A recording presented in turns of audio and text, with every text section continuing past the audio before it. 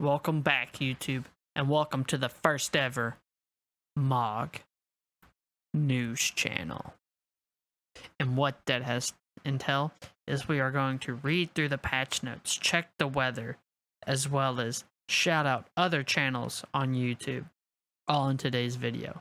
So without further ado, go ahead and roll that intro.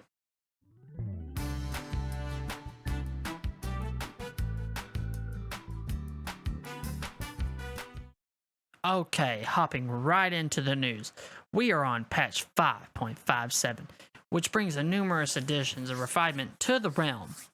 And with all that being said, it will include adjustments such as Agan Tombstones of Revelations and Eden's Promise Savage.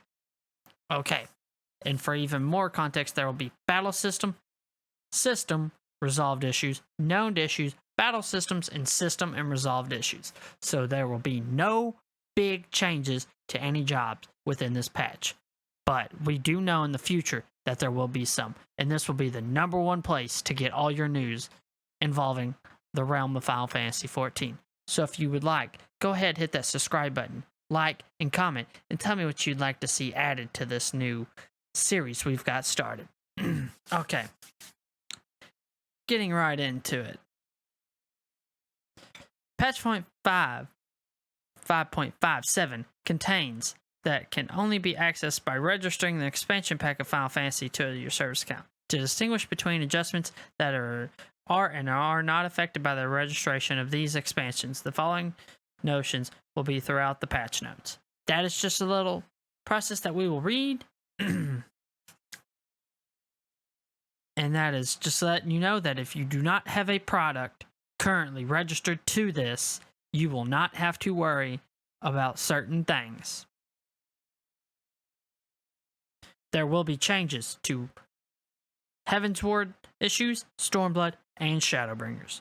So this patch will fix all known issues or some known issues throughout all these expansions.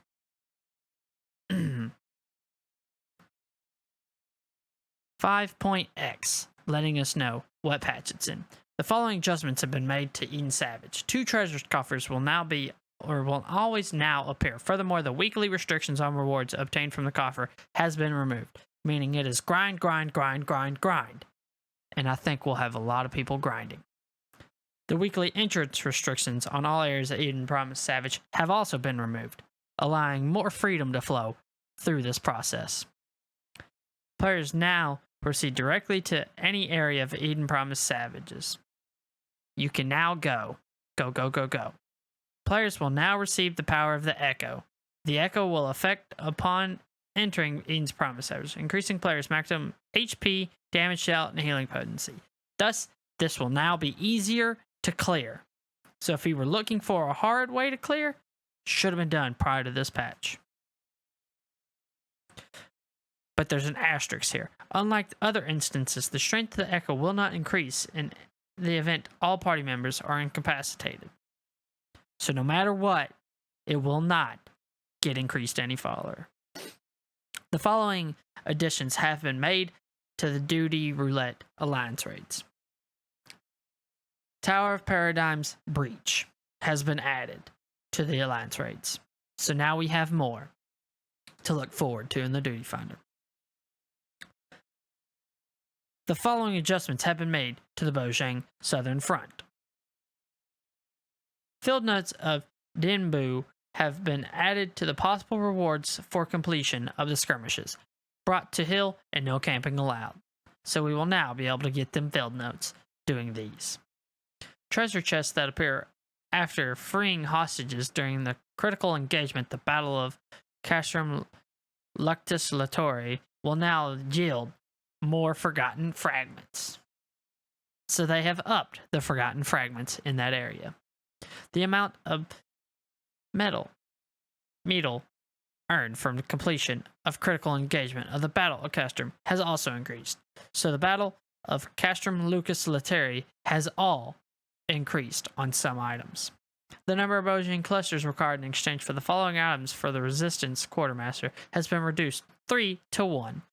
Forgotten Fragment of Clarity, Forgotten Fragment of Contention, Forgotten Fragment and Finesse, Forgotten Fragment of Fortitude, and Forgotten Fragment of Divinity have all been decreased 3 to 1.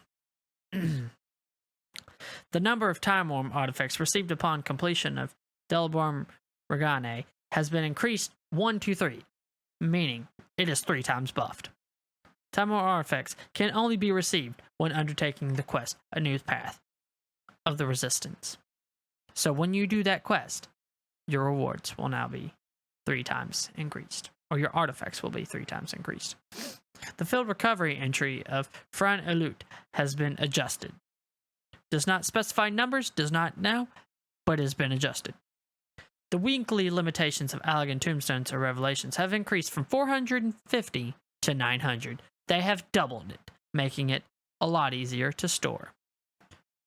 The maximum store of 2,000 tombstones has not changed, so be sure to clear out when you have almost 2,000.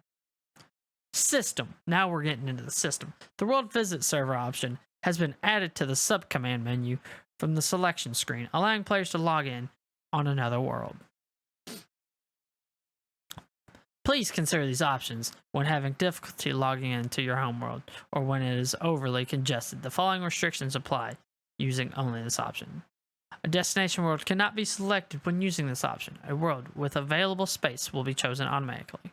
Players will log in near the Aetherat of their starting city. News fails. This feature is not available under certain conditions, such as after logging out while undertaking certain duties.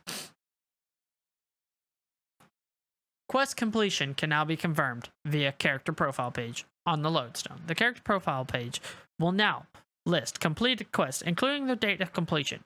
Quest history of all characters, including date of completion, will be saved to the lodestone, beginning with the release of 5.5. Information under my quest cannot be seen by other users. The resolved issues. The following issues have been addressed. An issue of the Bozang Southern Front where an NPC first appeared during the duel, Beast of Man, did not display correctly, has been fixed. An issue of Zaydanar where the NPC Yamitsui the Harbinger did not display correctly during certain skirmishes, has been fixed as well. The issue of Zandanar where an NPC appeared during the Taking the Leon's Share did not display correctly. An issue 1 undertaking duty of the Weapons Reframe Ultimate where players were not incapacitated when touching the edge of the battlefield. An issue when using the Flower Shower emote where in effect did not display when used by female Elysian, female Rogonian, and Hrothgar under certain conditions. An issue when writing the Dinoches whatever mount where emotes did not function properly when used. An issue where music and sound effects did not play when entering certain duties on PlayStation 5 has been fixed. Man, these news updates are really just kicking me in my allergies. Minor text issues have been addressed as well. And that is all for today in the patch notes. Be sure to keep watching and you will see a weather update right now. Welcome to the weather segment of the news. My name's Cosme, and I'm here to tell you the weather.